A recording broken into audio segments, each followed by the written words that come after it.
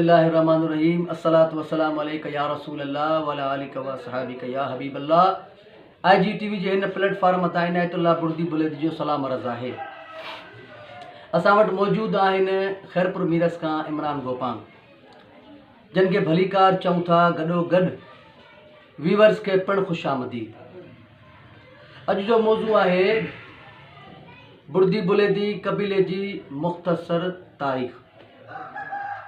तो पाण हलूं था इमरान गोपांग तरफ़, जेकी हिन कबीले यानी बुर्दी बुलेदी जी मुख़्तसर तारीख़ ते पंहिंजे मुताले मुताबिक़ पंहिंजे मुताले आधार ॿुधाईंदा। औज़ु बिल्लाहि मिनश शैतानिर रजीम बिस्मिल्लाहिर रहमानिर रहीम इय्याका नअबुदु व इय्याका नस्तईन। जीअं त अॼु जो मौज़ू आहे बुर्दी बुलेदी कबीले जी मुख़्तसर तारीख़। त बिना कंहिं देर जे हलूं था पंहिंजे मौज़ू जे तरफ़। त बुलेदी खे सिंध में बुर्दी सॾियो वियो आहे। बुर्दी बुलेदी दर हक़ीक़त हिकु ई कबीलो आहे, जेको मकरान जे इलाक़े बुलेदा में वरतल आहे।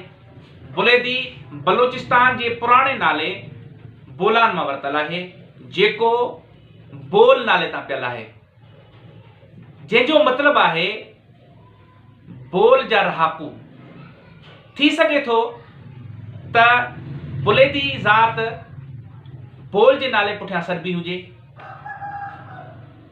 बुलेदी ऐं बुर्दी दर हक़ीक़त बुलेदी या बुलेधी हिक ई कबीले जा ॿ जुदा तलफ़ुज़ आहिनि। बिलाशुबा मकरान जी वादी बुलेदा मां इहे नाला पियल आहिनि। बुर्दी सिंधी तलफ़ुज़ आहे, छाकाणि त सिंधी ॿोलीअ में लाम खे ड़े में तब्दील करण जो रुझान आम रहियो आहे। सिंधी ॿोली जे लफ़्ज़ बुर्दी खे बलोची ज़ुबान में बुलेदी चवंदा आहिनि। बुलेदी हिंदी ॿोलीअ जे लफ़्ज़ बोलिका जो सिंधी तलफ़ुज़ आहे। अहिड़ी रीति लफ़्ज़ मिले थो बोलीदा, जंहिंजो असुल आहे पलादी या फावलादी।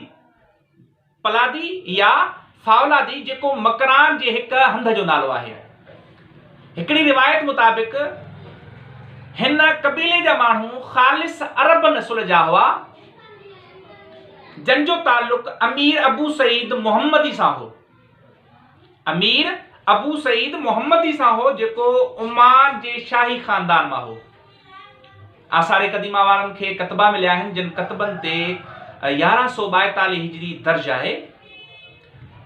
बुर्दी ऐं बुलेदी कबीले जो जेको पहिरियों अॻवान आहे उहो अमीर अबू सईद मोहम्मदी आहे, जेको उमान मां मकरान आयो। हिन मकरान में अची करे बुलेदा नाले हिकु रियासत क़ाइमु कई। प्यारा व्यूअर्स, सिंध में बुलेदी या बुर्दी 1740 ईस्वीअ खां पोइ खान ऑफ खलात मीर नसीर खान जे वक़्त में उत्तर सिंध जे मौजूदा ज़िले कशमोर कंदकोट जे दौड़ वारे हंध अची रहिया, छाकाणि त खान ऑफ खलात जो उते असर हो। अॼु ताईं हिन कबीले जा वॾा उते रहनि था। हिन वक़्तु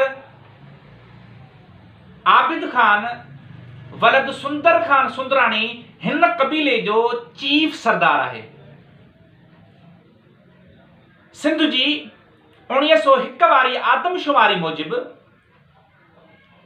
हिन कबीले जो तादाद 65,216 मिलियो आहे। सिंध में रहंदड़ बुर्दी या बुलेदी बलोच खुद खे बलोच चवराइनि था ऐं हिननि जो वॾे में वॾो पाड़ो सुंदराणी आहे। ऐं हिन कबीले जे पाड़नि जे तादाद जे मुतालिक़ रिवायत मिले थी त हिननि जा पाड़ा लॻभॻि 70 खां 110 जे विच में आहिनि।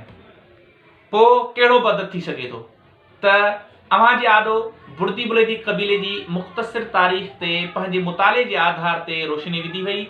उम्मीद आहे त अव्हांखे ही वीडियो पसंदि आई हूंदी।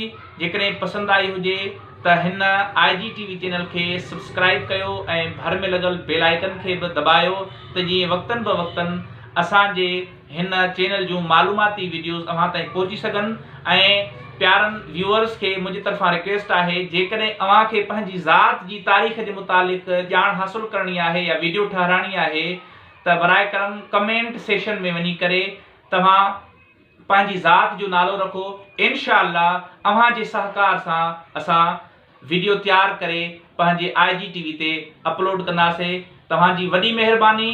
उम्मीद आहे त अव्हां असांजी हिन वीडियो खे इंजॉय कयो हूंदो। हाणे घुरूं था इजाज़त। अल्लाह हाफ़िज़।